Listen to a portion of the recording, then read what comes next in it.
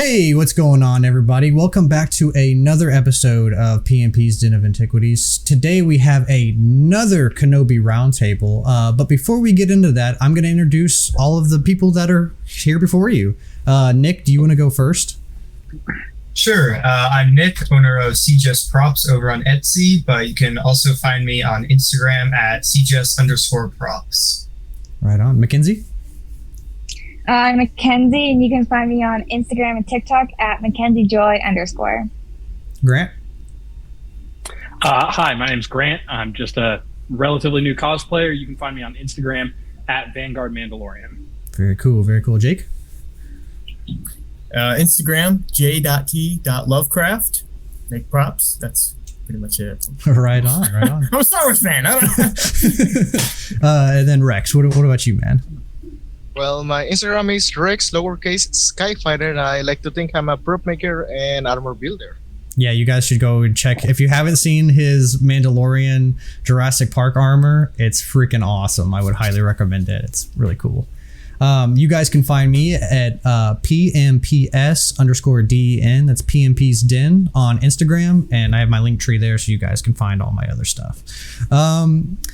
Let's get into this. What did you guys think of the episode? We can go in the order that I just did, or if any of you guys want to go first, we can do it that way too. Whatever floats your fancy. Yeah, the same order works for me if that works for everyone else. All right. Yeah. Well, Nick, you're up then, man. What'd you think? No, yeah, it was a great episode. Definitely a step up from last week's. My favorite part has to be hearing and seeing moments between Obi and Annie in the flashbacks and how it affected the current situation. Like if Annie had the upper hand in the flashback, then the Empire Vader had the upper hand in current time, and then the same went for Obi-Wan at the end of the episode. Yeah, that's what I'm looking for. I gotcha. It just mimicked how they were feeling at that time. It was just a cool way to incorporate a flashback like that. Very cool, very cool. Mackenzie, what about you? I definitely love this episode. It's the tie with the third episode. That was my favorite. I just love, like the flashbacks and like relating it between like different moments in like that fight to like what's happening right now in like Kenobi. And also just seeing Reva and all of a sudden everything come together for her and like seeing like actually what her plan is and what's happening with her. I really liked her character development all in this episode. It was a really good one. Oh yeah, I think it was nice to see because they've been dropping hints like throughout the whole thing. It was kind of nice to see like where she was coming from, the whole time. So I thought that element was really cool. Grant, what about you? Yeah, I had a moment as I started watching that flashed me back to episode 1. As the show was going, I closed my eyes and the only thing that went into my head was Anakin Skywalker in a Naboo starfighter, and the moment where he goes, "This is pod racing." And I say it a lot every single episode. I'm like, Star Wars is Star Wars. But that was the moment that I had. I was like, this is Star Wars. Everything about it, the way we saw troopers, the way we saw Vader, the way we saw Obi-Wan, like this was Star Wars. Whether it was prequel or original, this was Star Wars. And that was like the moment for me just throughout the entire episode. I watched it at like 12:30 at night, and I went to bed laughing and smiling because of the way that the episode was. I couldn't have been happier. Heck yeah, man. It definitely had. I think that's one thing that the show is doing really well is that they're tying in stuff from both the original and the prequel trilogy, like you were saying. Like I think they're like, in that aspect, I think they are nailing it. Jake, what about you, man? What did you think? I just want to say you guys are awesome because it is so easy to latch on to the negative aspects of a show, and that's what people dislike new shows for. So to immediately come to something with I like this about the show and not even bring up the negatives, well done. Honestly, I have so many people that are in communities that live off of, unfortunately, that's a part of building their YouTube is unhonest fan bases when it comes to looking up articles, that kind of stuff. But about the show, though, no words, man. That Vader scene where he holds the ship, rips the wall off the door, dude. Starkiller. I'm a comic book nut. I got every Dark Horse comic book under the sun in my closet. So all that expanded universe stuff, yes, give it to me. Oh yeah. Beam, Quintus, all of that stuff. Any excuse. So it was eye candy, and to see Anakin training with Obi-Wan is super important for casual fans to see. Oh, to see Darth Vader with 2 lightsabers. Yo, I mean, come on. That Ahsoka stance. I'm sure we'll get to that. I'm sure we'll get to that. We'll get to that. So jumping ahead. But yeah, of course. I wanted to touch on something real quick because I think you when you initially started talking, you touched on something. One thing that I like seeing and I try to surround myself with as a lot of people who like, you don't have to like everything about Star Wars. Like that's not what I'm doing. But you also don't have to. What you were saying is like, there's a lot of people who dog on a lot of stuff. There's a lot of negativity and stuff like that. And stuff that I try to surround myself and bring to my own stuff is that it's okay if you don't like something, but you need to be able to clearly articulate it and not hop on a bandwagon and just be like, that's garbage because everybody else is saying it's garbage, or the loud people in Star Wars are saying. Yeah. Exactly. So yeah. And it's the whole ideology of, like I said, blind followers, but I watch Star Wars for me. I don't watch Star Wars for me. I don't watch Star Wars for other people. I watch to see my connections. Everyone's Star Wars is different. Oh yeah. You guys might have, your favorite movie might be different than mine, or you might favor one era or another. But I watch Star Wars for me, and that's what makes a Star Wars fan liking what you like about a specific thing. Well said, man. Well said. Rex, what about you, man? What'd you think? Well, first off, my favorite part was definitely seeing Ewan and Hayden as Obi-Wan and Anakin rather than just Vader. That was just that flashback. You start just looking at them training in the original character. Well, that I wasn't expecting that. That definitely just hit me right away, and then followed by the kind of psychological play that you see between them both, because they weren't trying to actively fight each other. And then you, of course, close the episode with that epic duel between Reva and Vader. That was just amazing. Oh yeah. Yeah, man, the next thing we're going to talk about is kind of the the flashbacks between Hayden and Ewan, and then Darth Vader and Obi-Wan. I mean, what did you guys? To me personally, I wish we would have gotten stuff like this. I mean, I'm glad we got it here. I wish we would have got it throughout the whole series, because to me that made the episode for me when I saw both of them. And also, like, how good they both look. Like, they didn't de-age them at all. And, like, yeah, you can tell that they're a little bit older. But I felt like for not de-aging them at all, they look pretty close to what they looked like from Attack of the Clones. Like, I feel like both of them have aged very well. But what did you guys think? Like, how did you, seeing kind of...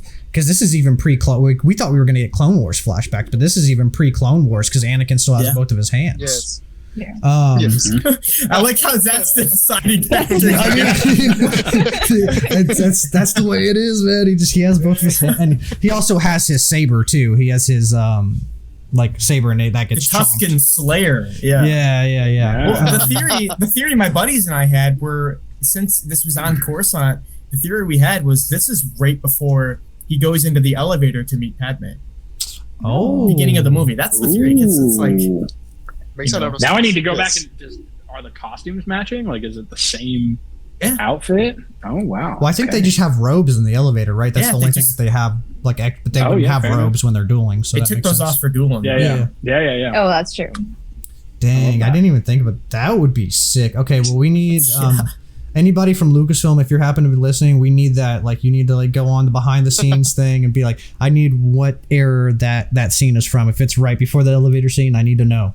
I think that we're establishing canon right here. Is what we're doing. Okay, so we're the deciding factor. I'm cool with that too. Yeah, one small YouTube channel. We are Lucasfilm.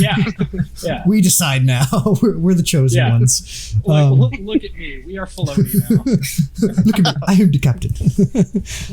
But yeah, what did you guys think about? Because I didn't think I was still on the fence of whether we were going to get flashbacks. Like, what did you guys think about, like, when you first saw, we can either talk about flashbacks as a whole, or even like just that first scene of him kind of looking out over Coruscant and then initiating the fight with Obi-Wan. What did you guys think about that? It reminded me a lot of when we saw, I think it was episode 5 of season 2 of The Mandalorian, the first time Ahsoka was in live action, where for me personally, I wasn't expecting her to see her until like later on, but she was like the first thing that we saw in that episode, and that's kind of the same shock value I got from the beginning of this episode. I wasn't expecting it to come right away. Yeah, I completely agree. I thought it was cool too. The place where I guess that's just where they train in general, because that's the place that the Padawans escape from at the very first episode, because it has that circle design or whatever. So the same little dueling area. Yeah. I thought that was super interesting, because I didn't catch that the first. I watched it today, and I caught it today. But Mackenzie, what did you think about the flashbacks? Okay, I didn't expect it to come like right away, because I couldn't watch it right away, like at like 2:00 whenever I watched it, and it had error downloading, so it was a hot mess to me trying to watch it.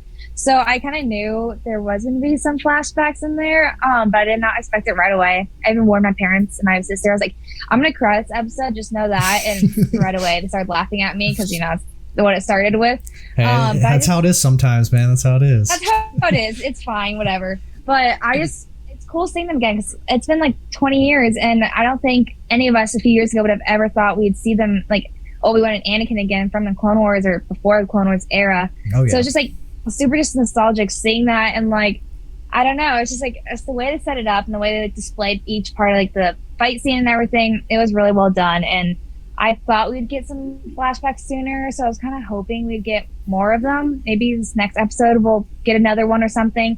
But I'm still pretty happy with it. Well, I think the rumor is that this last episode's like an hour to like an hour and a half or something like that. It's like it's like an hour 55. So fingers crossed, because I'm not about these like 30-minute episodes or like even 40-minute episodes. Like I thought each episode was gonna be like an hour, so I was like super hyped. But Grant, what did you think about the flashbacks?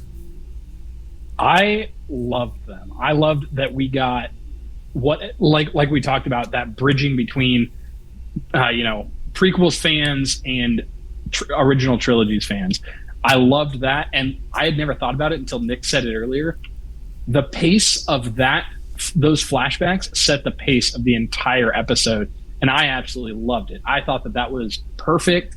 I didn't even create the link, but looking back now, the perfect, just one person's winning, Empire's winning, Obi-Wan's winning, the Resistance, Rebels, whatever you want to call them, escapees are winning. Like top tier, chef's kiss, beautiful thing there. Oh yeah, absolutely wonderful. Well, I like how subtle it is, but it's still like noticeable. Is that like they're mirroring a lot of the movies. It's like each episode has like aspects from each movie, And I was just like, I was watching one thing I like, because like I'm really bad at catching Easter eggs, so I watched like a Screen Rant, because he's the guy that like does all the, and like he was pointing out all these freaking Easter eggs. I was like, man, I didn't even catch like half of these, but that was one of the things that he pointed out, was that like each episode resembles one part of the movie. So I'm interested, because the next one would be Return of the Jedi, so I'm interested, because that's like one of my favorite Star Wars movies. Hopefully we get some like Return of the Jedi-esque stuff. The one thing that I realized too, not about the flashbacks, but just about all of the episodes, we kind of said it in the beginning, it was really slow build up. But if we look back at all of like these series that are coming out, Book of Boba, The Mandalorian, everything else, it's been slow buildups. So I'm really excited for the final episode, because we saw that right here, right? We had all of this slow buildup, and this was that defining episode that we've all seen in all these other shows. So just imagine how that final one's going to be. I'm hoping we see a couple more flashbacks in that, because those would just be even more top tier. I can't even imagine what they would bring in. Oh yeah, no, I completely agree. We'll get to that towards the end about like what you want to see from like the episode. I can't wait. I really hope we get a Vader fight scene and then some more flashbacks. I want a Vader and Obi-Wan rematch, and then. But Jake, what did you think about the flashbacks? Like I said before, I think it's very like you can look up the YouTube video of like someone compiled like all of the flashbacks to like one solid duel session between the two. Oh, cool. And I think it's very important for casual fans to see this kind of stuff, because a lot of the stuff was highlighted in the comic books. And if you watch the movies, you can see Qui-Gon is more of a father figure to Anakin. Obi-Wan is a brother figure to Anakin. For sure. So there's a certain level of respect that is gained, but you can't go past that. So when certain words like saying, admit you're beaten, you know, and he's doing the very Luke slashing down on Vader type. Luke, yeah. You know, he's doing aggressive type stuff, and Obi-Wan's like, you're always gonna remain the Padawan if you don't break this bar, you know. And he smiled at him, but Anakin was like, well, I want more, and I know I shouldn't. But yeah, it's a very important thing to see as a casual fan, because a lot of that stuff was captured in the comic books, where you see this back and forth, like, you're the master, I'm the pupil, but we're clashing heads all the time. But this is very crucial. I don't know. There's probably a better way to describe it, but that's my take on it. I mean, you nailed it. Yeah, you did it well, dude. Because you beat me to it, dude. I was going to say, shout out to Luke Skywalker when Hayden's just like, like I flipped. And he did the behind the back thing he does on Mustafar too. Yeah. There were so many like different like Obi-Wan, like when they start off.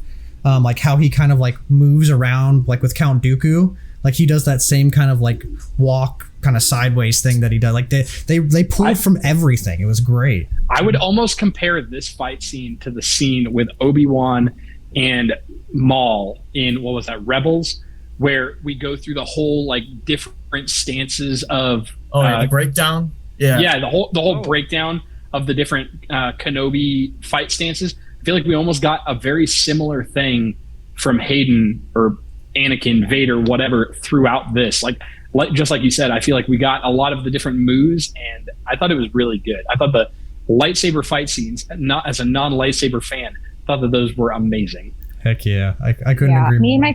Yes. Me and my friend were like literally just like voice messaging on Instagram a few hours ago, and she was like, oh my gosh, like all these scenes are from all these movies. You just see them all in this one fight, and like the way this like they pulled from every like lightsaber fight almost, and just brought it all together for all these fans to like recognize little parts of it, and it was beautiful. Yeah, it's the attention to detail I think we need in Star Wars for sure. Rex, what did you think about the flashbacks? Well, as everyone here, I love them. It was just amazing for me to see them in their original characters. And one thing I liked was Hayden's smile as Anakin, because I think it was the same he did throughout his two movies that he did before. I mean, it was just amazing for me to see that with the blue light. It really brought me back to episode 2.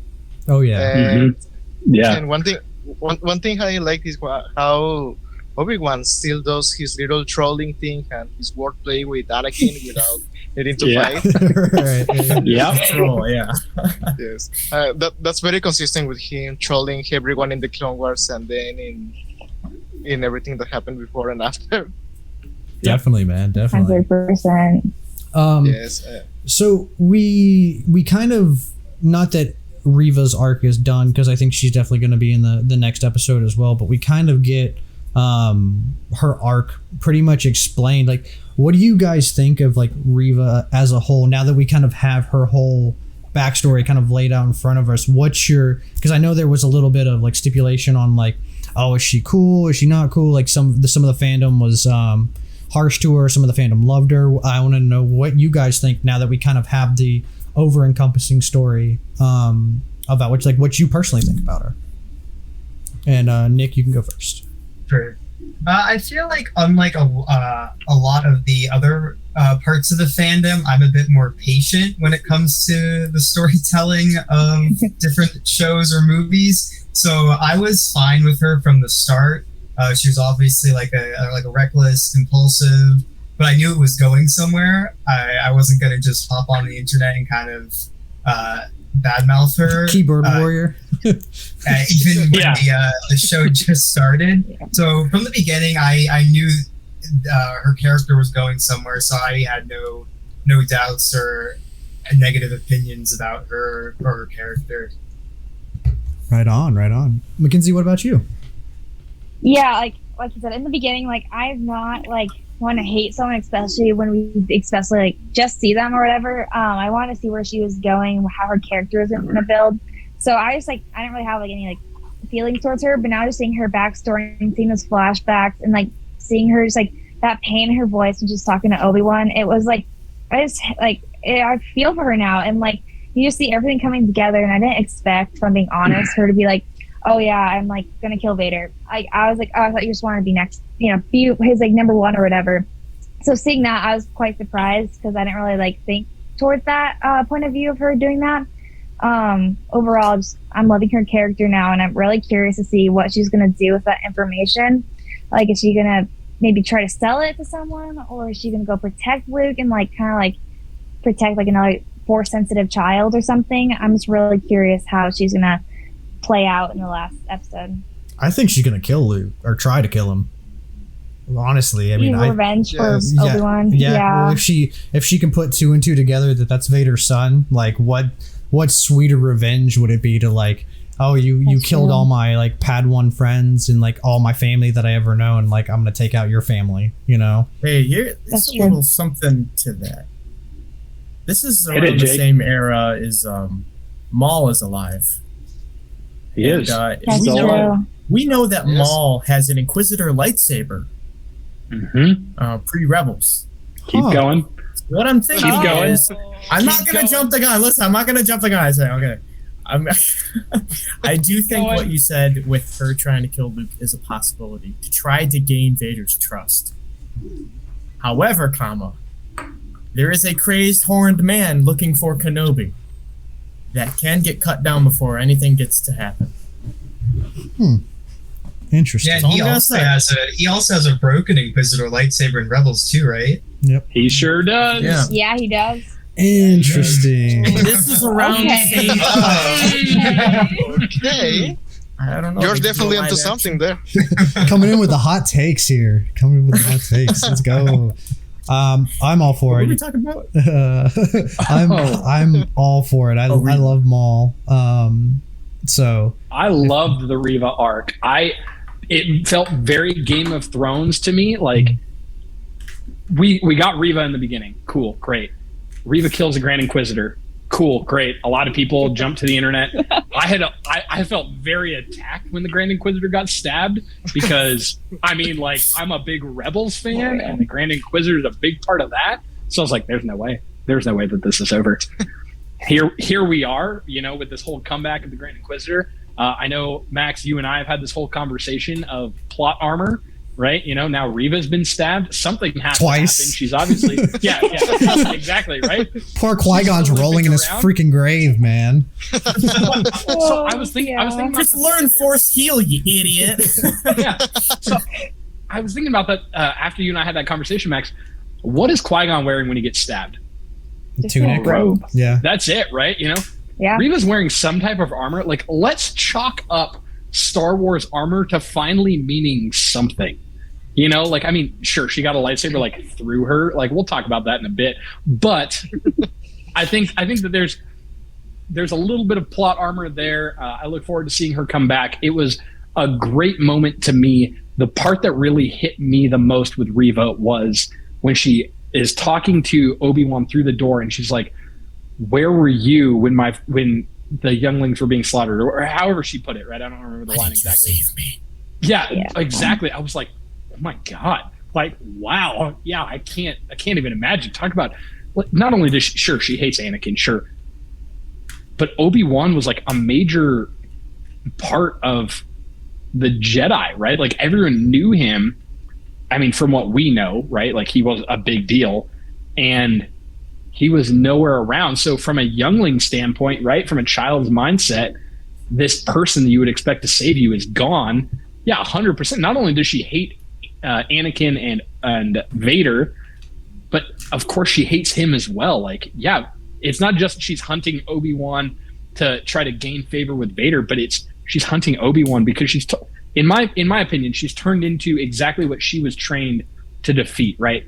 Her hate, her anger towards all of this. She has truly turned to the dark side. Even though she believes that she's like trying to kill Anakin, it's all dark. To me, it's all dark side, right? She's turned into exactly what she wanted to fight against. And I think it is this beautiful Star Wars Force light side, dark side transition. It feels very teenager to me of I want to defeat this person and I'm going to do whatever I have to in order to be able to do it. And that true transition to the dark side of that lack of balance. That's how I feel about it. I thought it was absolutely beautiful. This beautiful build up to this whole thing. Oh yeah. What a reveal through a door. Yeah, I know, right? It's crazy, man. She definitely, her character took me by surprise because I was like pretty I was kind of like you. I was like intermediate about her. Like when we first like watched the first couple episodes, like she's cool, she has potentials, but like seeing somebody who really isn't evil but kind of forced to be evil and then like work the ranks through the Empire, I think is a really cool story. I think that was like something we haven't seen before, of like somebody trying to infiltrate the Empire, even though she's still part of it, and kind of take out. Very original, but still within Star Wars. Right? Yeah. We've seen Jedi, we've seen Sith. Very original within the Star Wars world that we've seen. Very true. Very true. Yeah. Jake, did you have anything to add to? I know you added some earlier. I just didn't know if you had anything else to add to Reva. So here's my thing about Reva and the Inquisitors. So I have a gripe. Reva, Moses Ingram, fantastic actor, by the way. Fantastic. Reva as a character, I think she is the strongest fleshed out Inquisitor that actually gets to do something in all the media. I've seen Rebels. I've played Fallen Order. I've read the 2017 Charles Soule, Marvel comic. I've seen all the Inquisitor stuff. I love the concept of the Inquisitors, but I just can't grasp onto them because they don't really get to do a whole lot of cool stuff, and then they just die off. In my opinion, at least, I don't really care for the Inquisitors. I think they're a really cool concept, dude. Jedi being turned to the dark side to fight their own kind is badass, man. Not even Jedi, Force sensitive. Yeah. Force sensitive. Yes. Oh, you're Force sensitive? Let me bring you in with a little nibble there and then turn you to my will, right? Yeah, it's amazing. I just don't join our club. I just don't know about the execution of it. I'd like to see them cut down more people in an intimidating way. I mean, we seen Reva. She behanded a character. Boom, cut your hand off. I assume the Jedi that was hung in the streets was done by her. But we get that angry fourth brother. Essence that it happened. We get that essence that it happened. I just feel Reva though is, out of all the media, I think she is the most character developed Inquisitor. And that's really upsetting in a little bit because, dude, Grand Inquisitor in Rebels, he's Lucius Malfoy. I mean, it's great. Yeah. I mean, Rupert Friend even. I know a lot of people were complaining about his looks. They call him Egghead, that kind of stuff. They fixed his eyes later on. Whatever. But how he doesn't look like a Powin from Episode 3. But dude he was Hitman. I think he killed it. Honestly, the blame is never on the actors. It's always the writing, and remember that, because when people and actors get hate for portraying a character, it's disgusting. Because talk about his final line there. His final line, reaching over Grand Inquisitor as he puts the pin back on him. Like, who cares what other people have to say? That was the moment right there. Like, and you're tiresome. It's Give me that. It's little stuff like that I like to see. But then I get watered down. Like I'll see like Vader being assembled, and then the next scene is like, I don't know what was it. Is like them talking in Fortress Inquisitorius and stuff like that. Like arguing over that seat belongs to me, and fourth brother like cringily like hovers her over the table like, whoa, that was freaking crazy. No. R.I.P. fifth brother. I feel like they kind of did. I mean, I don't know. Like, this show's not about him, right? But like, he's literally only grunted. It's just little things like that. Get out of my way. I like Reva's character out of the Inquisitors. I think she's the strongest. For sure. I think that definitely shows through too. I mean, like, she funny enough, I think she like, she hates Anakin and Vader, but I think she's she's very close to like a kind of like a version. Like she's obviously not Anakin, but she's very like thinks on her feet, like adapts, kind of more of like a lone wolf style. Like, hey, I'll do it myself style person. I think the most redeeming factor too is that the idea and the concept of the Inquisitors, like I said, being trained to hunt down their own kind and that kind of stuff. But the idea that they are tools of the dark side, they're meant to be cast aside after they're done and used. That's the whole underdog kind of story I want to get. That's the story I got with like Clone Wars Maul and that kind of stuff. But with seeing it in Inquisitor, it's just not the same kind of vibe. I don't feel intimidated like how I feel when I see Vader on screen. Yeah, well, I don't think you're supposed to either, though. Like, I want to be like, dude, the Inquisitors will mess you up, but I'm just like, they're bitching in the streets, man. See, I see. That's not what I get. I get what you're talking about. Like, I think that Reva has really flushed out what you're talking about with the Inquisitors, right? We've seen the Inquisitors in Rebels, and that's really like the main video media thing that we've seen of them. But we really get that whole like, this is the Inquisitors. They have this whole base, right?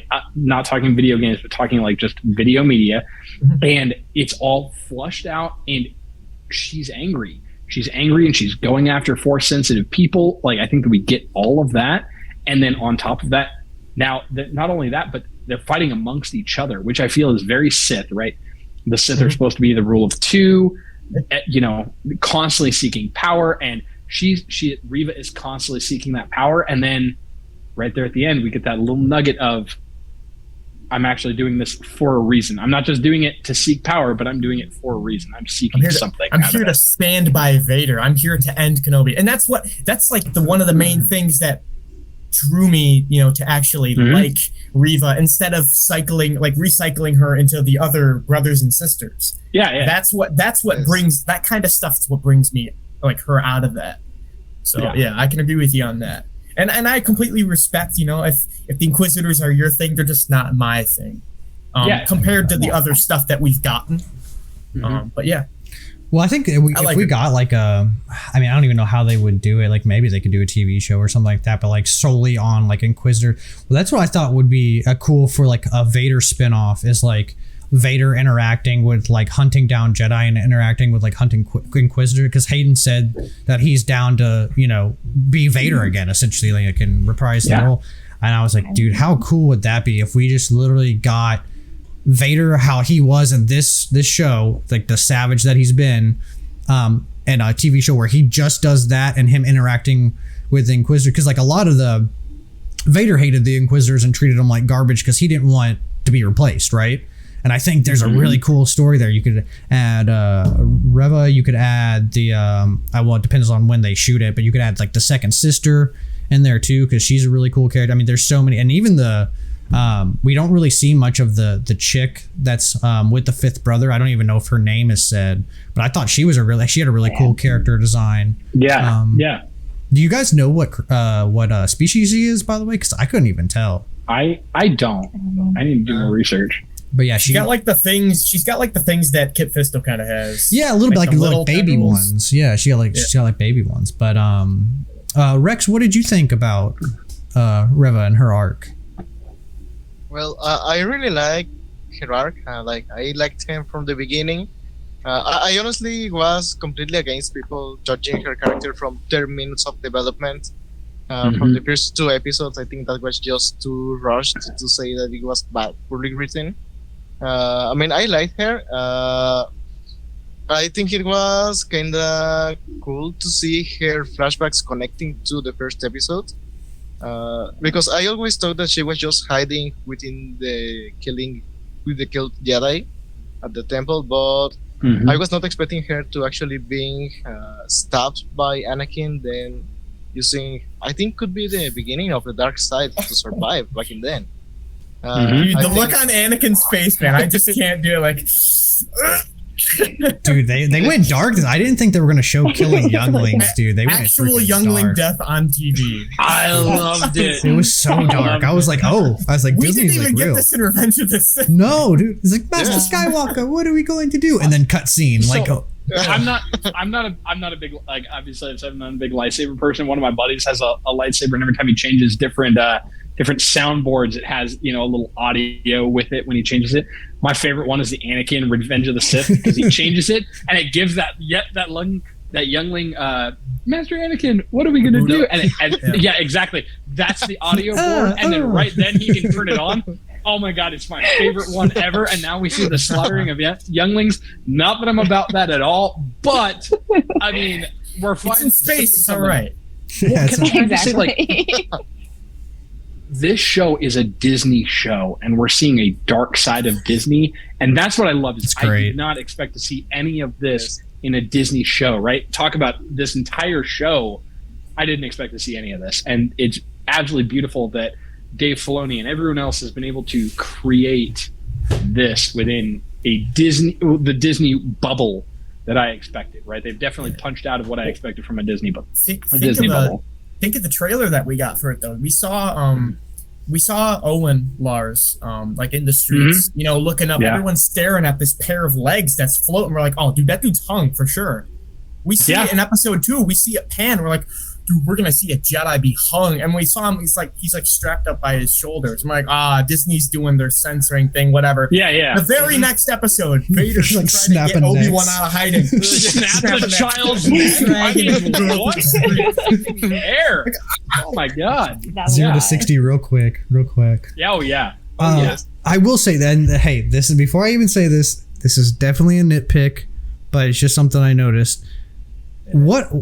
I'm so glad that we finally get live action Clone Troopers, but they totally messed up that paint job. Like, those are not. That's not the 501st. They look teal. My God. Can we hit something real quick? Yeah. Can we hit something real quick? Sure. Was it in a Star Wars movie or show? What? That scene that you're talking about. It's in a show. Yeah. So unfortunately, brother, it's canon. I know, but we also see. I know, but hold on. Grant, does that mean and I get Revenge from the Bad Batch is 501st? That's what I'm saying. Like, they literally look like Hauser. They didn't look like. Yeah. They didn't look like. I'm sorry. That's canon now. I mean, hey, Final First Legion must be rolling right now because they have. Dude, I guarantee you, all those guys are paint pissed. They're like, I'm the paint match. I'm sorry, but that is canon. I'm just saying, I get that Revenge of the Sith was CGI'd, but like, you can definitely tell that those 501st Troopers are like almost like a navy blue or like a darker blue, and it's teal in the show. Like I said. Small nitpick. Mm-hmm. Does it ruin the show for me? Yeah. Absolutely not. Yes, it was just something I noticed. Yes and no, because in the Order 66 scenes, the 501st Troopers were definitely teal. But when you see the Tamara Morrison, like retired clone trooper Megan Tamani, you can see it's a darker blue. It's not quite like the teal from before. So I think they're having like a color issue or something. We're jumping as well. Yeah, I think a lot of it's lighting. Yeah. Hey, fair enough. That was just one thing that I was just like, it kind of took me out of it a little bit. I was like, how dare you insult my boys in blue? we're jumping around a lot, but I do have something. So we've mentioned the Tamara Morrison, veteran clone, whatever. That's the one thing that I'm hoping that we see in episode 6. Why throw him the cameo if we're not going to see anything else? Also, right, we've spent the time and energy. Please tell me that everyone has seen that leaked or whatever it was of the stunt actors with the 501st scene, right? Has everyone seen that already? If you haven't, I think so. You should. Where the Jedi's, slashing them down. Beautiful scene. The behind the scenes of that was incredible. Watching them. Yeah, exactly. It was. They went back beautiful. to blue screen for that too. They did. Yeah. It was. Yes. Yeah, it was great. It was great. Everything that I hoped for. I think that was for the first episode, wasn't it? When they're running and they see the Jedi fighting. Yeah, that one. I think he's off to like the left or something. First episode, Reva Youngling, beautiful scene. Yeah, that's cool. We won't harp on this for a little bit, but I'm a big fan of the Rex and Around show. I don't know if you guys know who he is, but he was freaking in Star Wars, man. That was so cool. Yeah. Like, what the? I didn't even catch it. I'm gonna be real. I'm not, like I said, I'm not good at catching stuff. I saw it on social media, but I went back and watched that thing. I was like, son of a bitch. He made it, man. He made it. Like, that is so freaking crazy. speaking on that, you go back and you look at the credits. Everyone who's a stormtrooper is 501st. Are they Like, really? Yeah, the think about how 501st awesome are back. that Well, is, right? They did that Right? for the Yeah. Mandalorian. Yeah, They yeah. had the 501st come in. Right? And Lucky. how incredible is that?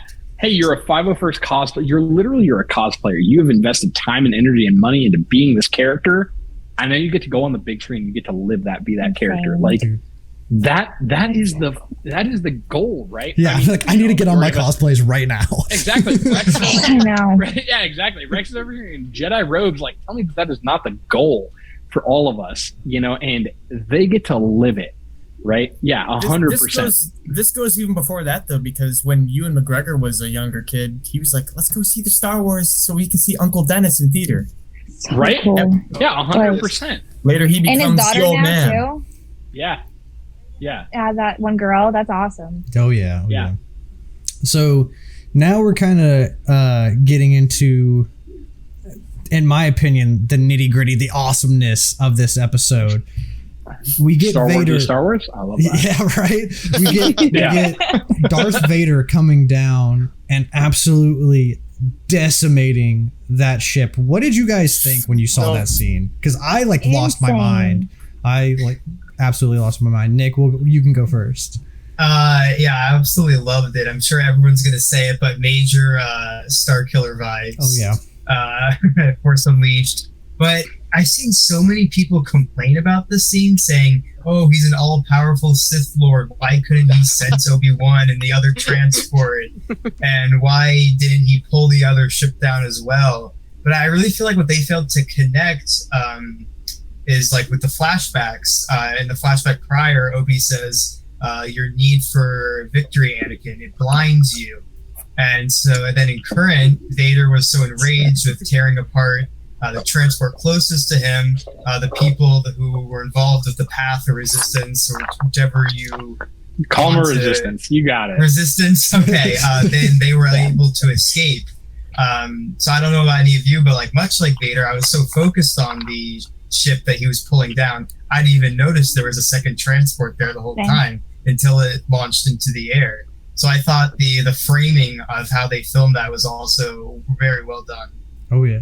Well, I actually I'm going to pitch you guys this scene because I heard that people complaining about that specific thing, and my crazy mind goes to different places. What I thought would have been cool, I love the way we got it. Don't get me wrong, but if he would have slammed down, thrown that, seen the other ship take off, he catches the other ship, right? Because they say the ship got the hyperdrive got damaged, right? So that would be the reason why it got damaged, just because he grabs it. And I don't know if you guys have seen the Old Republic trailers where Malgus comes into the Jedi Temple and he's just decimating the Jedi with all the other Sith acolytes. Mm-hmm. Well, there's a part in there where the main Jedi guy he force jumps and comes and just attacks the crap out of Malgus. And I was like, that would have been cool to see Vader grabbing the ship, about to rip it down just like he did the other one, and Reva just comes out of nowhere and then he force stops her and then the ship can get away. I don't know, that scene just like I said, I'm glad with what we got to, but I thought that would have been super cool and made Reva even more badass. But I thought about that scene and I had to get that out there and tell you guys that. Well, you talk about the connection between Starkiller and Vader, how the way he grabbed the ship and brought it down was the Star Destroyer, when he brings that down. But if you're talking about being more brutal, how he stops Reva in the air, you can completely force God it and just as soon as she jumps up to try to get in the way, ragdoll her and just bring her to the ground. Kind of like how Galen Merrick was fighting Shakti on Felucia. Oh, true. He did one of these moves where the Sarlacc tentacle was coming down, stopped her, and pulled her down to the air with 100 miles per hour. That'd be cool. That'd be cool too, man. And then you just go into them battling like they did, you know, and which would be cool. But Mackenzie, what did you think about the ship scene? I feel like when younger kids, I feel like they haven't really seen a ton of Darth Vader, so they don't really have that fear in them of oh, this guy's scary. And then in episode 3, all of a sudden all these kids who are watching Star Wars and getting into it, they're oh, this guy we should actually be scared of. And they see that power, but then this episode, it's just a whole nother level to add on to that. So all of a sudden we're reintroducing him to that fear that we should be scared of him, and just that power that we know he has. And he's just full displaying it, like bringing that ship down and just tearing it apart effortlessly. I think that's just adding to that new generation coming in. They're going to have this impression of Darth Vader now for the rest of their life. And I just saw that connection. I don't know. It was a great scene. Heck yeah, man. Heck yeah. It's man, they keep finding ways to make Darth Vader like more badass. Like first they give us the hallway scene in Rogue One where he's where he's just decimating people, and then you got this where he like slams a ship down and is like almost like he's like like Hulk smash almost to this thing. Like I'm just curious, like how do you even top that, dude? Like I'm sure they'll find a way. I'm sure we'll get something in the future, but like, man, I instantly related it to Empire Strikes Back. I come from the original trilogy, right? Sure, I'm old, whatever.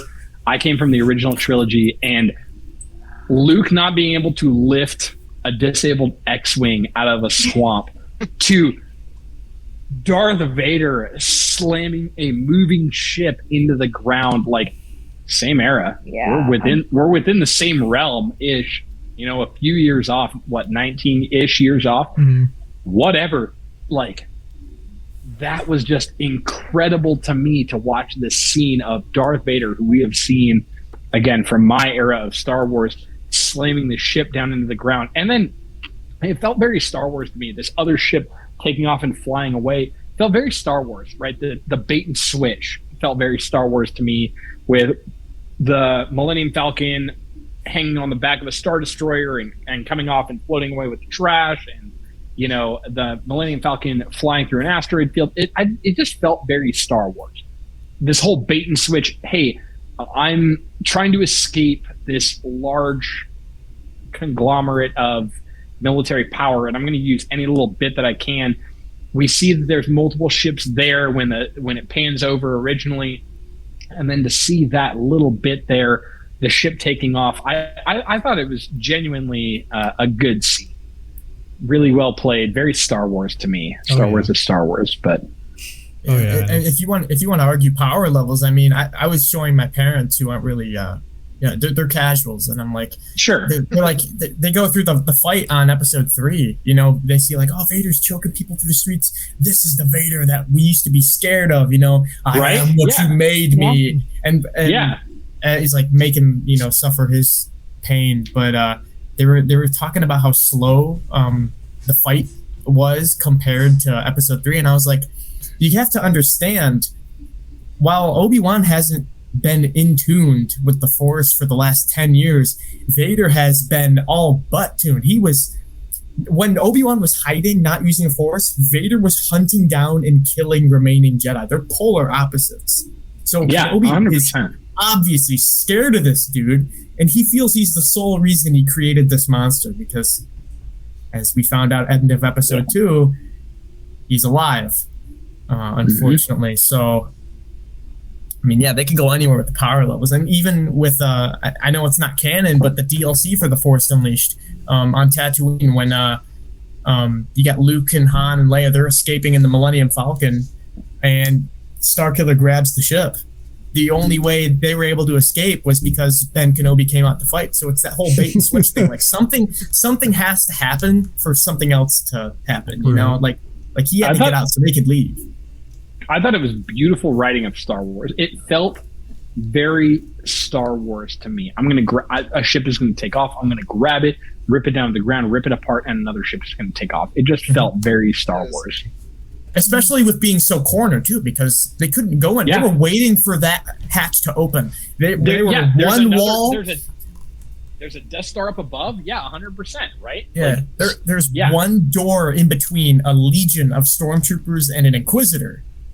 They need to get this damn hatch open. So I need to find the controls to extend the bridge. Like that scene right there, but in ships, right? Like open the blast doors. Open the blast doors. Yeah, exactly. Yeah, I just found it so cute too that like Carrie Fisher's her parrot when she was younger was named Lola, and that's where they got inspiration for the droid. Right? I know. Yeah. We're going completely back, but I love it. Yeah, beautiful writing in there. Oh yeah. Rex, what did you think about the ship scene? Oh well, I was impressed by that. I mean, I was expecting to see a scene reflecting what happened in Hot Battle in episode 5. I was not expecting him to pull the ship down and destroy it just like that. I mean, it was just amazing. I was not expecting anything of that, and I like how we are slowly building up his power levels to what we see in the comics compared to what we saw in the original trilogy. I mean, it makes sense for me that he wasn't like that in the originals because he probably lost some of his rage by then. I don't know, some plot explanation that we'll give later in the future, but also he's older too. Cool. I mean, yeah, he's still in his 40s, but I mean, I'm sorry, you're not gonna fight like how you were in your 20s when you're when you're 40. You know, challenge accepted. You still got it though, man. You still got it. Oh, for sure. I mean, it is Vader, and he just has the Force powers. You know, he's the chosen one. So, but yeah. I mean, kind of going into the next thing where you see like Reva. What did you guys think about this fight? I mean, I think this was an super accurate representation of like what we were talking about earlier, like Vader's power level. Like he is just like so superior to all the Inquisitors. I mean, they like literally nothing to him. We got this kind of like almost like a samurai karate movie was what I thought it as, where he's just like blocking her moves and stuff like that. He didn't pull out his lightsaber once. And I thought that was the coolest thing. And I never thought I would say that, like Vader not using his lightsaber, like, okay. But that was I think the coolest thing that they could have done for that fight. But I wanted to hear what you guys thought about it. Nick, if you don't mind, so I don't forget, could I? No, go ahead. All right. So that whole Vader not opening his lightsaber thing, if you read the Plagueis novel, I can't read books. I'm in the comics because I can't look at text for too long. Dude, so audio. I can't trust me, audio. Yeah, so I read the audio. Yeah. But if you listen to the Plagueis novel, it tells you about how much Palpatine hated using lightsabers. Oh yeah, he thought they were a joke. When he finally got to the Force, powers that he wanted to be, he's like, this is disgusting. He threw the battle at Revenge of the Sith just so Mace Windu could look like the bad guy. He's just perfect timing. He didn't care about using lightsabers. If he cared, he would have toyed with Luke. He was laughing while fighting Maul and Savage in the Clone Wars. He was using two. He's like flipping around. He's like, easy kill, boom, done. Don't even need these. I could just zap you the whole time. He's such a troll. He's like, you know what? I'm gonna learn all the forms and then be like, sabers are okay. Meh. Yeah, and that's the whole vibe I was getting from Vader when he was fighting Reva. Like, I don't even need to fight you. Here, I'll give. I'll split your lightsaber in two. You can have one. I'll have one. I will use your weapon against you because that's how good I am. Because these Force sensitives have connections to their kyber crystal. That's what makes them stronger. And for him to just like random lightsaber, I'll kill you with it. That is some Vader brutality in its own. And the whole idea when he finally beat her and he had both of them. He was walking up to her like this. I'm like, dude, he's gonna Dooku her. He's gonna do that.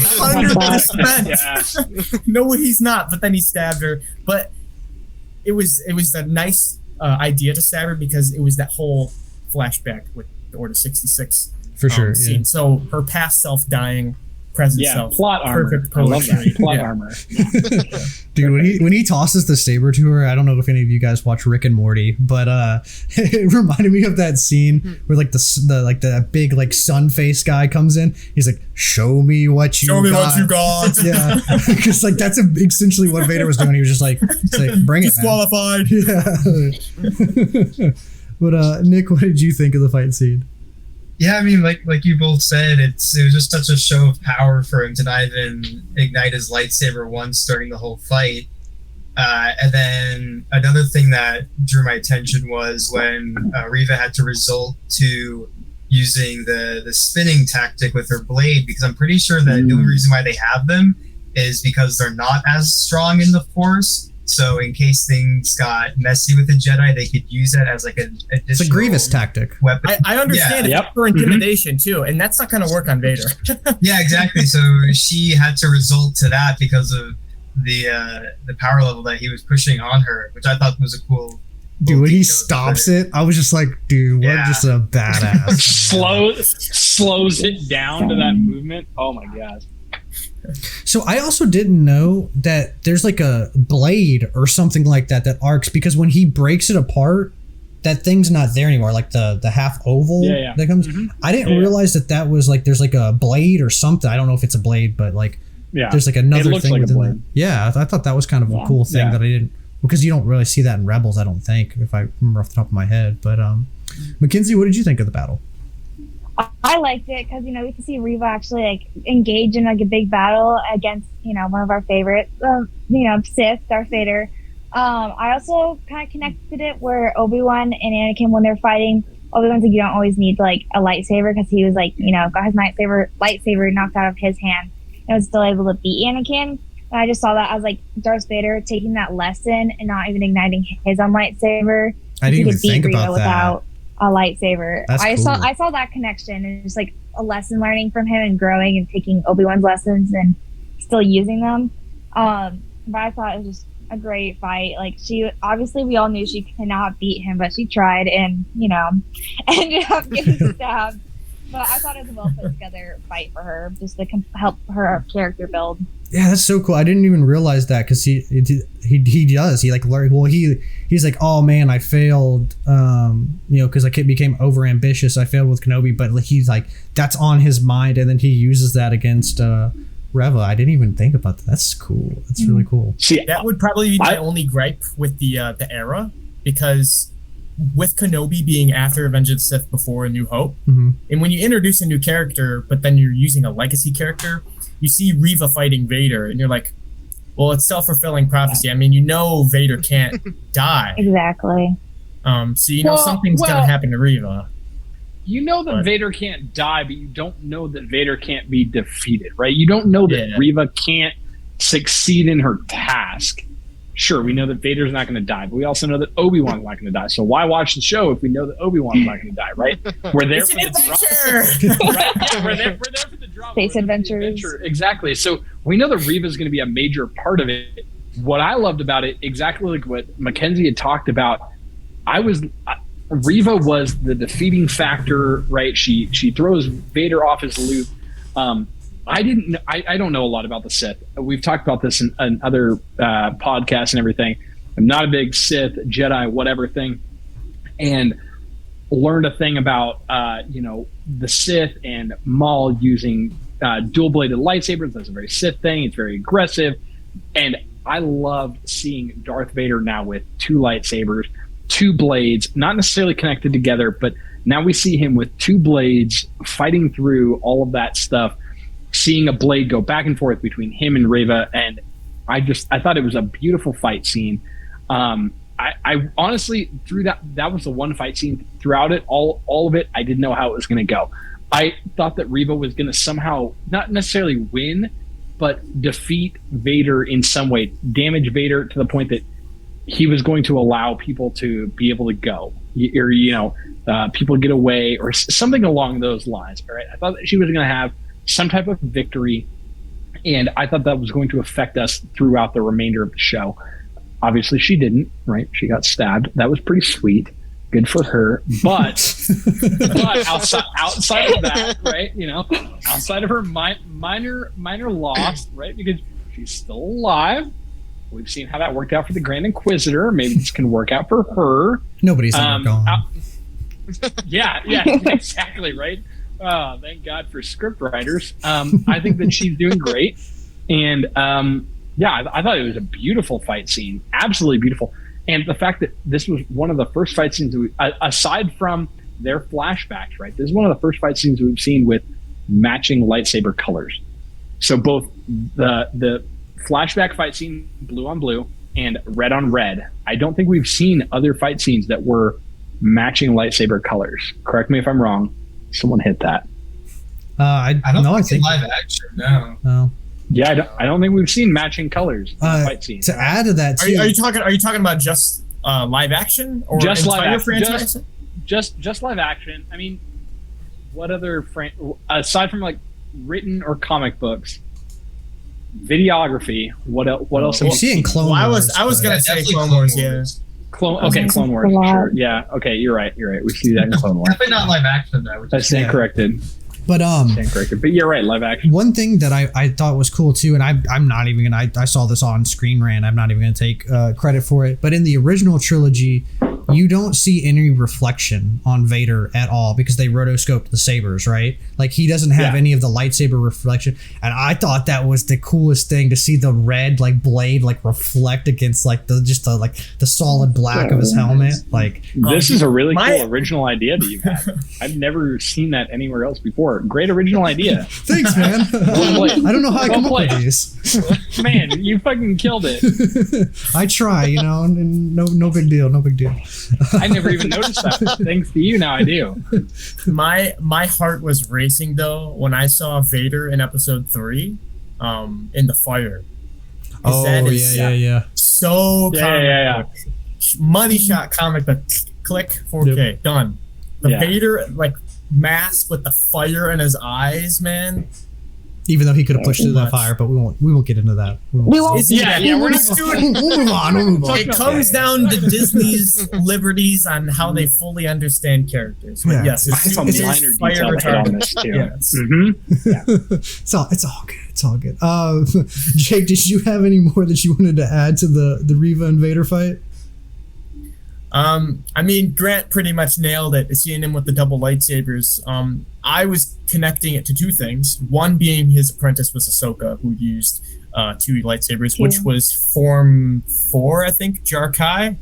I don't know. Yeah. Sounds right. I think you're right. It was that, and then it was also in the same episode seeing Attack of the Clones Anakin. You remember at the end of the movie when he's fighting off against Dooku, Obi-Wan just got like capped, chunks him and he's like, gosh, he throws him, and then he's fighting 2 at once. Anakin, go long.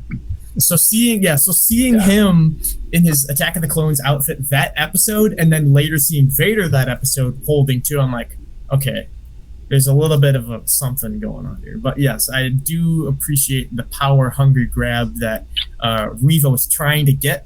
The intro to that whole fight scene was Reva trying to sneak up on him, and he was like, I know you there. And saying, I've known this from the beginning, or what? However, did you think I did not see it, youngling? Did you think I did not see it? Oh my god! Right? I've studied the Sith.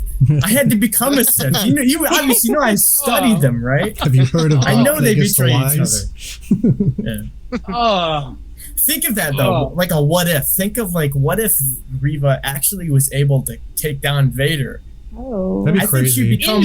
Just even injure Vader, right? Well, just even injured. If she took out Vader, not only would she become above Grand Inquisitor, but she would be the hand of the Emperor.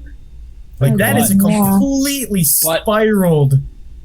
Where would that have gone? Right? Where would that have gone? Right? Because she's a Jedi who's lost. Yeah. Right? She believes in defeating Vader because of what he did to the Jedi. So she still has Jedi mindset, Jedi beliefs. So what would she have become? We need a Star Wars what if, man. I've been saying that since what if came out from Marvel. Right. Rex, what did you think about the fight? Well, everyone pretty much nailed everything I wanted to say. Well, one little thing that I love is, well, of course, how Vader fights without a saber, but also how he uses the Force to just push away Reva when she's trying to attack him. Because I don't think we get to see that pretty often in live action or in the Clone Wars or, well, for the Rebels. But I think it was cool to see that, especially there is this one move, I think, where she's trying to stop him. But Vader stops Reva, and then he kind of makes her do some sort of roll, and then she lands on her feet. I don't know if it was an intentional move or he was trying to just roll her, but I just think that looks very sweet, and it reminded me a lot of the Maul versus Qui-Gon and Obi-Wan fight from Episode 1. Yeah. Oh yeah, for sure. A lot of these athletics and stuff in live action fight these days. I think it was amazing to see. Oh yeah, the more like acrobatic they get, the cooler it becomes. That's the thing I praise about all the Knights of the Old Republic, like cinematics. Like literally every cinematic they do, they're like catching sabers and chunking them to the other. They're like unigniting them, then reigniting them. I'm like, we need some of that in live action. Like that's what I need. I need some of those battles. But to kind of wrap things up, what do you guys? We only have one episode left. As much as it pains me to say this, what do you guys want to see from this last episode? And Rex, we'll go. We've already started with you last. Let's go with you first, and we'll go reverse order this time. What do you want to see from the final episode of Kenobi? Well, at first when I saw the ending of episode 5, I was expecting to see some sort of duel between Obi-Wan and Reva, and Obi-Wan killing Reva just because she has no plot armor. But because of the things that we mentioned before, I think that it makes sense that she's either going to fight Maul or something like that, or that maybe Obi-Wan is actually going to kill her just to protect Luke, and we are going to get a final cameo from Darth Maul at the end, the same way that we get to see Boba Fett in The Mandalorian when they kill the that would be cool. Wayne's character. That'd be awesome. Yeah, that'd be And awesome. yes, and of course I think that one duel between Obi-Wan and Vader, just so that we can meet the lines from A New Hope of I was the learner and you were the master. And Thank you. Yeah. Thank you for that. Thank you. Well, technically, I think you could apply that. As much as I don't want it to apply to like this whole episode was him being the learner. Oh, yes. So I think you can apply it to that. But I want to see some action battle Yes. where he was the learner in battle. So I get what you're saying. I really hope we see a fight scene. One because like as much as I did like episode 3 and I thought episode 3 was great, I don't think that's the rematch of the century in my opinion. Right. Well, we saw needs that in to be- episode 3. Right. Episode 3, and we talked about it in the episode 3 roundtable. I left as the learner. Now I'm the master. Darth Vader kicked Obi-Wan's ass in episode 3. Like, I'm sorry, there was no learner he master wrecked there. him. We saw that there. There was no question whatsoever. So there's no way. Like, that was the defining factor for me. So, you know, like you said, I really hope, like Rex said, I really hope that we see something that shows that master learner take. Oh yeah, I could. Man, I hope. Yeah. Rex, you are right. Fingers crossed, man. Fingers crossed. one little thing I want to Add of as course, much the as you score want to. did. All right. All right. We've got another hour and a half here. Let's go. Here we go. Yeah, This is where the fun begins. yeah.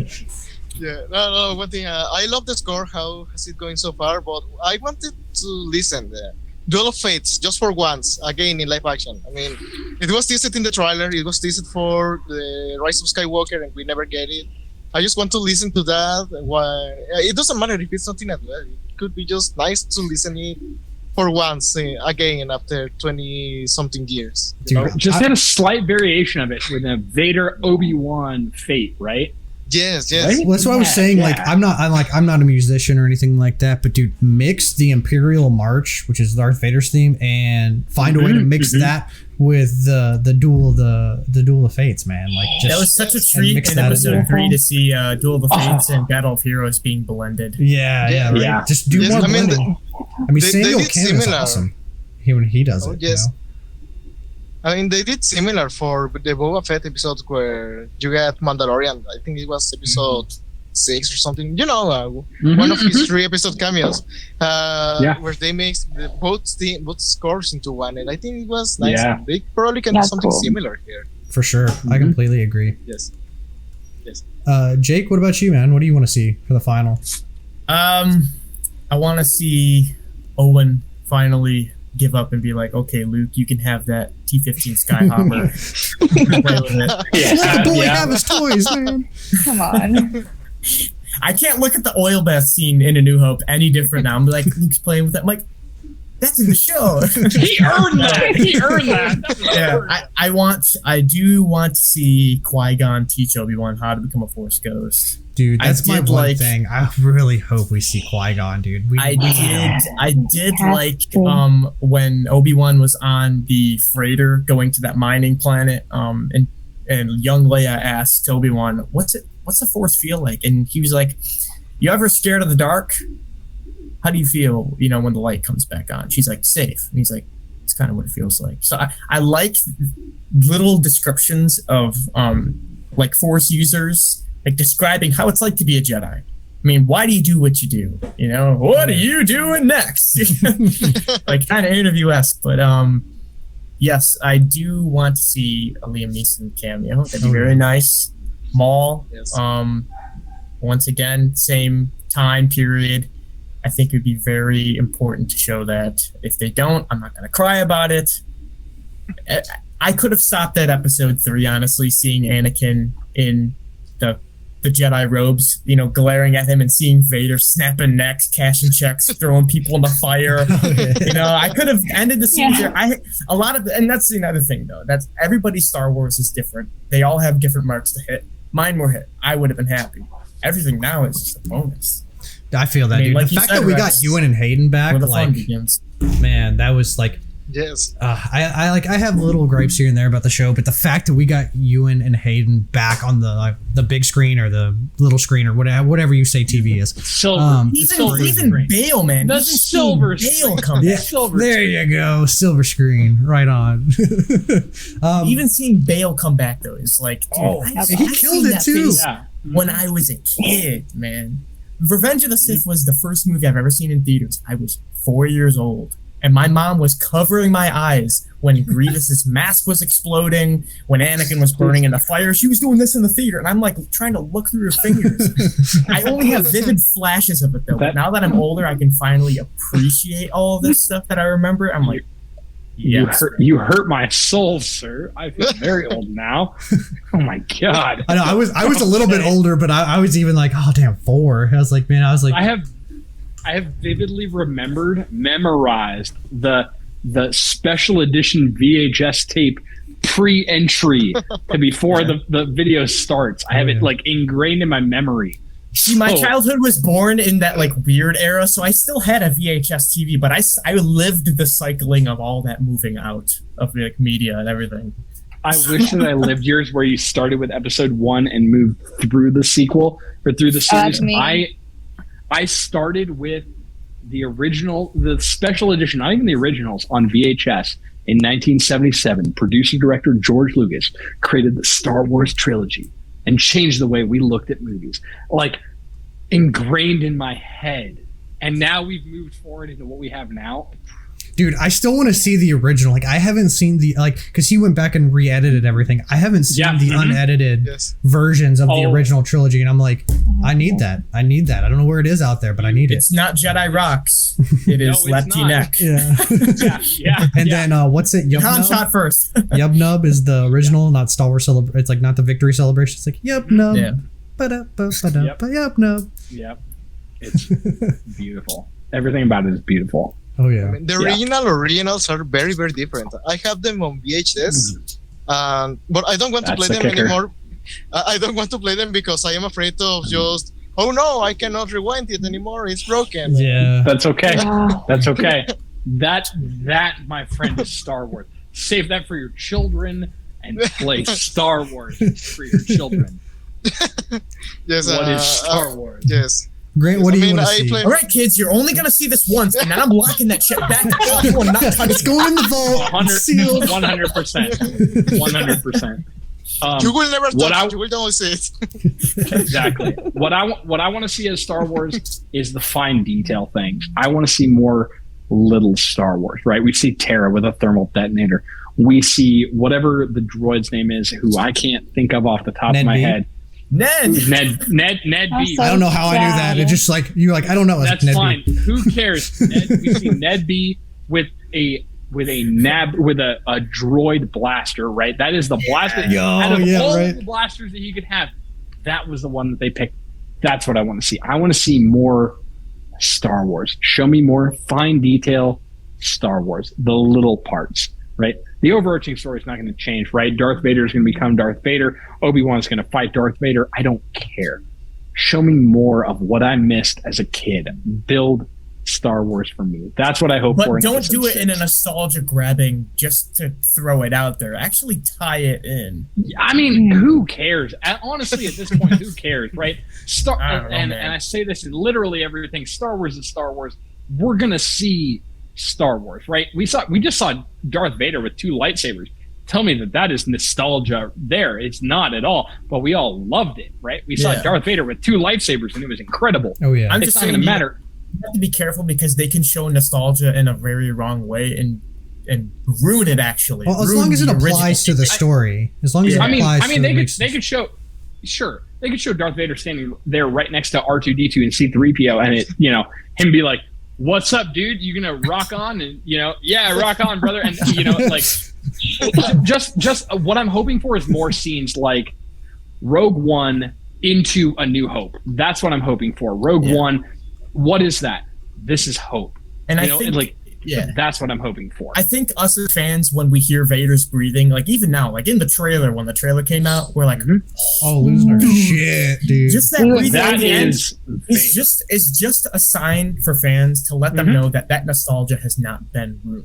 As much as people say, all these YouTube channels and stuff that are bashing the show because it's a trend, that's just views, nostalgia man. is not Just trying to get gone. views. Can I tell you the one thing that I hope for in this final episode, the one final thing that I hope for is something that is going to carry over to Andor, right? Because Andor is the next show that we're supposed to get. I'm so excited. We all are, right? And I look forward to these roundtables. Max, Oh, you already know. keep us up. You already know, I man. look forward to it. I will be there for all of them. But that's the one thing that I look forward to is I want something that links this to Andor. Give me a motivating factor, right? We now have the end of Kenobi. We're about to have the beginning of Andor, pre-Rebellion, beginning of Rebellion. We've all seen Rebels. If you haven't, go back and watch Rebels, please. Do it now. Because it leads you. it. It leads you to so many amazing things for what is Star Wars. But give me that. Give me that in episode 6. Some final nugget of what is Vader, what is Kenobi, where do we go? What I loved was we all expected going into this Luke Skywalker. I don't know about you guys. I did not expect a Leia arc. Yeah. And I we got one, and it say was, they did. Yeah. no, I don't think so. And it was beautiful, right? It was beautiful. And now, the final episode, we've seen something. Luke, Tatooine, whatever, son. Give me a final arc that links that to what we as Star Wars fans have known and make it beautiful. And that's the only thing that I ask for with the final episode. Regardless, Star Wars is Star Wars. It's going to be incredible. I can't wait to do this next roundtable. But that's what I look forward to. Well said, Link man. this to the remainder of what we've known. Heck And just yeah. remember, man, they can never take the stuff away from you that's already They out. can't take it away from me. They can't take it away. That's We need a hole in it. That's the number one thing. Not to go on a tangent, but like this is the number one thing with the people that like hate on Star Wars and stuff like that. I'm like, dude, you still have like because a lot of people still like the original 6. Like sometimes people don't like the sequel. Sometimes people don't like the stuff that Disney. I'm like, at the end of the day, dude, you still got the original 6. Like that's more than a lot of people have in fandoms. Like some people in other fandoms only have like 1 or 2 movies. You have 6. Like humble yourself, with bro. media TV shows and books and comics and action. Yes. Dude, I'm getting into the extended the EU right now because like I'm a flip side of you, Jake. I didn't read any of that stuff. I read some of the comics growing up because I was a comic guy, but all the EU stuff is foreign to me. And getting into that stuff now, it's like so freaking cool, My man. friend, you have a lot of material. Oh, dude, it's ridiculous. It's ridiculous. But I'm just saying, like, you have so much stuff to pick from. Like, if you don't like it, don't talk about it. Straight up, don't talk about it. Just talk about the stuff you do like. Unfortunately, people grab onto the negative things, and that's what they run with. For sure. And that's like, hey, if that's Not in this podcast. yeah, that was like, if that's your thing, that's your thing. But yeah, Not just like here. just like what Grant said, not here, man. We come here to talk about positivity and the stuff that we love about the universe. And if we don't like it, we might say something about it, but we just keep moving right on along. You know. So And it's one thing. It's one thing to address it and not like something, but to keep harping on it or to shun somebody for liking something, that's when I have a problem with it. well, so there's a difference between having like a valid critique on something and then like crapping on somebody because they like Rey or because they like Reva or whoever the character is or the story or the But we're not going to get into that. I'm going to go into a tangent. So You're killing it. You're killing it. Keep it, Mac. You are spiraling into the #1 Star Wars like hate topic. Online. Yeah, do it. But Mackenzie, what do you want to see from the final episode of Kenobi? Well, if I'm being honest, episode 3 and like all the other episodes hit like all like the stuff I really wanted to see. So I'm just going in knowing this episode, or hoping that it's just gonna wrap everything up so that we get everything like tied into all the other TV shows, and they're not gonna like mess anything up. Like the like dialogue, all that's gonna hit exactly where we need to be. Obviously Maul, I did not even think about that. That'd be insane. I know Jake's over here blowing our minds with Maul. I know, like, coming right? out of left field. We're just like, that. what? Like, that would be awesome. I would love to know a rematch against Vader and Obi-Wan. Fingers crossed for that. Just being honest, I'm just going into it knowing it's gonna be a great episode and like just hoping Imagine that a Vader Maul match. Imagine a Vader Maul match. That is would be a comic awesome. book. It's called Maul. Oh, dude, Maul. I love that comic book, by the way. That comic book Tales is 9 is sick. Vader versus Maul, and it's actually Maul like toying with him, and, Yeah, it's it ends up being a complete dream. Maul defeats Reva, gets his blade, then goes and fucks with Vader. Oh, okay. Do you know? Okay, so before Rebels came out, Maul's death in comic book canon was supposed to be Uncle Owen shooting him with a blaster. Yeah, he like charges the homestead, right? The comic, with the comic long is called horns. The comic is called Visionaries, and it takes place on Tatooine. Obi-Wan is, he's there. I think something about him, he gets like encapped or something. I don't know. But he's like charging toward. He's got horns that are super tall. He's got his metal legs. He's got the ones, his first ones, right? Yeah, his first Clone Wars metal claw legs. He's sprinting towards Kenobi like an anime character, and Uncle Owen just boom, gangster shoots him in the side of the head, and like a falling kind of move, and he.